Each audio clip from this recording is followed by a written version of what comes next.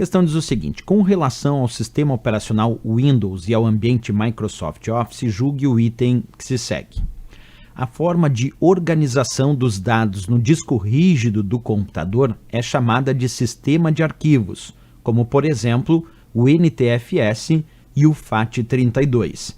Certo ou errado? Bem, para entender essa questão, pessoal, eu sugiro que a gente entenda primeiro o que significa sistema de arquivos. Quando a gente fala sobre sistema de arquivos, nada mais é do que um conjunto de regras e padrões que indicam como o sistema operacional, por exemplo, como o sistema operacional Windows, vai realizar os procedimentos de gravação, de leitura e também de armazenamento e organização dos dados dentro das unidades de armazenamento. Então, para ser mais específico, o Windows tem que utilizar algum sistema de arquivos para conseguir gravar e ler dados no disco rígido. Assim como ele também precisa de sistemas de arquivos para poder gravar e ler dados num pendrive. Isso também acontece quando ele vai gravar dados em uma unidade óptica, como um CD ou um DVD.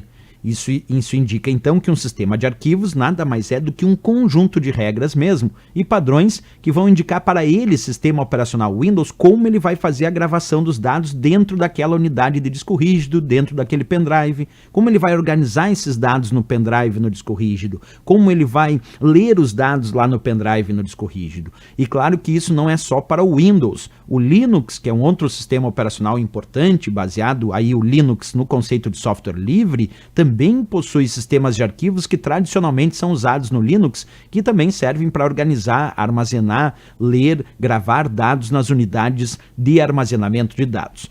Sendo assim, a gente pode fazer ali uma leitura de alguns sistemas de arquivos que são utilizados, por exemplo, no sistema operacional Linux. No sistema operacional Linux, que é um sistema operacional baseado no conceito de software livre, existem alguns sistemas de arquivos que tradicionalmente são usados pelas diversas distribuições do Linux, como o ext2, o ext3, o ext4, o Razer FS. Esses são típicos nas distribuições Linux. Quando a gente fala, só voltando um pouquinho aqui, quando a gente fala sobre o Windows, eu vou fazer aqui para vocês quais seriam os sistemas de arquivos, então, mais relevantes da gente lembrar dentro do Windows. Então, vamos abrir aqui um outro slidezinho e vamos escrever ali, ó, dentro do sistema operacional Windows, aí os sistemas de arquivos mais utilizados são diferentes. Vamos colocar lá alguns exemplos. O FAT16, que é um sistema de arquivos bem antigo do Windows, pouquíssimo utilizado, mas ainda existe. O FAT32 também é antigo, mas ainda é utilizado.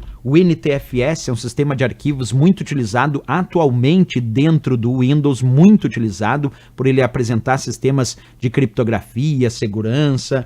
Tem também o exFAT, que é um outro sistema de arquivos atualmente também utilizado dentro do Windows. Então vamos fazer aqui, ó, agora eu construí o slide ali, ó. Dentro do Linux, sistemas de arquivos mais relevantes para lembrar para a prova é o EST2, o EST3, o EST4 e os Razer FS. Certo? Esses são dentro do Linux. No Windows, eu sugiro que quem está estudando e quer lembrar quais são os principais sistemas de arquivos usados no Windows, lembra desde o começo ali, passando pelos FAT, como o FAT16 e o FAT32, que ainda hoje é muito utilizado, o NTFS, que talvez seja o sistema de arquivos mais utilizado atualmente dentro do Windows, e também pode botar ali o exFAT, que é um outro sistema de arquivos também utilizado.